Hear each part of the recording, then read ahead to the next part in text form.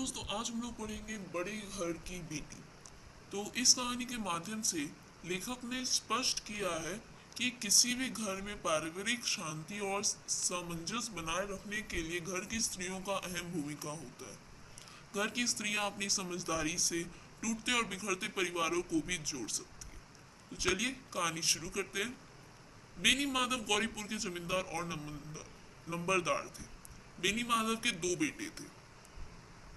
एक का नाम था श्रीखंड, बड़े वाले बेटे का नाम था श्रीखंड। उसने बहुत दिनों से परिश्रम और उद्योग से बीए की डिग्री प्राप्त की थी। इस समय वह एक दफ्तर में नौकर तथा शादीशुदा था। उसकी पत्नी का नाम आनंदी था, जो एक बड़े घर की बेटी थी। छोटा लड़का का नाम लाल बिहारी सिंह था। वह दोहरे बदन का सजीला जवान था। बड़ा हुआ मुखड़ा, चौथी चौड़ी छाती थी। वो भैंस का 2 सर ताजा दूध सुबह सुबह उठकर पी जाता था। परंतु श्रीखंड शरीर और चेहरे से कांतिहीन था। इसका कारण उसकी बीएड की डिग्री पढ़ाई थी। बीए की डिग्री को प्राप्त करने के लिए उन्होंने अपनी शरीर और स्वास्थ्य की चिंता ना की, और इसी का परिणाम स्वरूप वे अपने छोटे भाई से विपरीत दिखते थे। बेनी माधव को वर्तमान में आर्थिक स्थिति कुछ इतनी अच्छी नहीं थी। बेनी माधव की आर्थिक स्थिति उतनी अच्छी नहीं थी। उनके आधे से अधिक संपत्ति वकीलों में बढ़ चुके थे, और वर्तमान में भी उनकी आय 1,000 वार्षिक से अधिक नहीं थी। उनके पिता किसी समय में बड़े धन्य धान्य से संपन्न थे। उन्होंने ने अपने समय में गांव में पक्का तालाब और मंदिर का निर्माण किया था। आज उस तालाब और मंदिर की मरम्मत में भी मुश्किलें थी। आज केवल वे गांव में एक कीर्ति स्तंभ अर्थात केवल याद रखने वाली वस्तुएं बनकर रह गए थे। बेनी माधव के पितामह द्वारा बनाए गए तालाब और मंदिर के लिए बेनी माधव कुछ भी नहीं करते थे। श्रीखंड बीए इस अंग्रेजी डिग्री के अधिपति होने पर भी पाश्चात्य सामाजिक प्रथाओं के विशेष प्रेमी न थे, बल्कि वे बहुधा बड़े जोर से उसकी निंदा और तिरस्कार करते थे। वे प्राचीन सभ्यता का गुणगान उनकी प्रकृति का प्रधान अंग था। सम्मिलित कुटुंब के तो वे एक मात्र उपासक थे।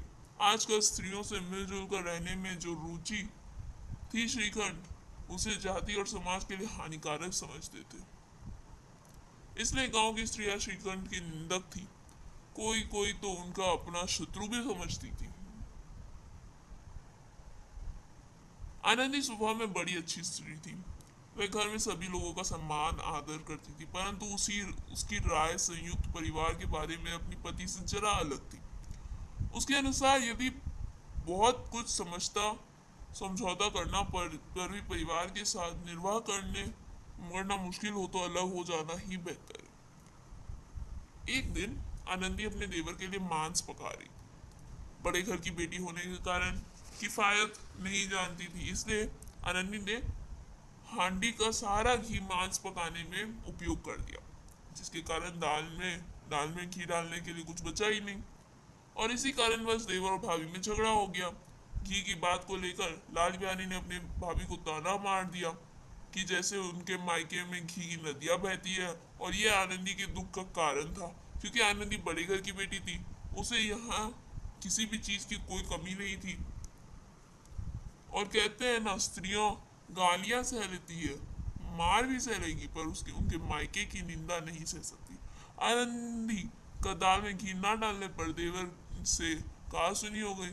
देवर ने इतनी सी बात पर आनंदी पर खड़ाऊ फेंक मारा था। इसी बात को लेकर आनंदी तैयारियां चढ़ी गई थी, और वह अपने पति के आने का इंतजार कर रही थी। आनंदी से मिलने से पहले श्रीखंड अपने भाई और पिता से मिल चुके थे। भाई ने श्रीखंड को बताया कि आनंदी से कहे कि वह मुंह संभाल कर बात कर ले, वरना एक दिन अनर्थ हो जाएगा। पिता ने भी श्रीखंड से कहा कि बहू को कहे कि मर्दों के मुंह नहीं लगना चाहिए। आनंदी ये सब जब श्रीखंड ने झगड़े का सारा हाल पूछा जाना, तो क्रोध से श्रीखंड की आंख लाल हो गई। अपने भाई द्वारा किया गया दुष्व्यवहार उन्हें अच्छा नहीं लगा, और इन सब के कारण उन्होंने घर से अलग हो जाने का निर्णय लिया, और अपने पिता को यह निर्णय सुना दिया कि अब वह इस घर में उनका निर्वाह नहीं हो सकता। गांव में कुछ कुटिल मनुष्य ऐसे भी थे जो बेनी माधव के संयुक्त परिवार और परिवार के नीतिपूर्ण गति से चलते थे।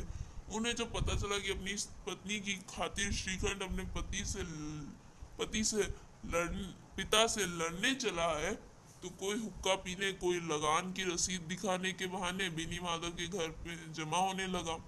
श्रीखंड क्रोधित होने के कारण अपने पिता से सबके सामने लड़ सक पड़ते थे। पिता नहीं चाहते थे कि घर की बात बाहर वालों को पता चले, परंतु श्रीखंड अनुभवी पिता की बातें नहीं समझ पाता और लोगों के सामने ही पिता से बहस करने लगता था। लाल बिहारी को जब यह सब पता चलता है कि उसके भाई उसका मुख भी नहीं देखना चाहते और तो वह उसे बड़ा दुख पहुंचता है। उसे अपनी गलती का एहसास हो चुका था। बड़े भाई ने जब यह कहा कि वह उसका मुंह भी नहीं देखना चाहते, यह बात वह सहन नहीं कर पाया। आनंदी के सामने घर छोड़ने की बात करने लगता है। अपने देवर को घर छोड़ने की बात आनंदी के व्यतीत होती है। अपने किए पर पश्चाताप करने लगी और विश्वास आगे बढ़कर अपने देवर को रोक कर दोनों भाइयों से सुलह करवाती है। आनंदी की समझदारी पर बेनी माधव पुलकित हो बोल उठते हैं कि बड़े घर की बेटियां ऐसी ही होती है, बिगड़ता हुआ काम भी बना लेती है। इस घटना को जिसने भी सुना वे सब आनंदी की उदारता को सराहने लगते हैं और इसी तरह ये कहानी समाप्त हो जाती है।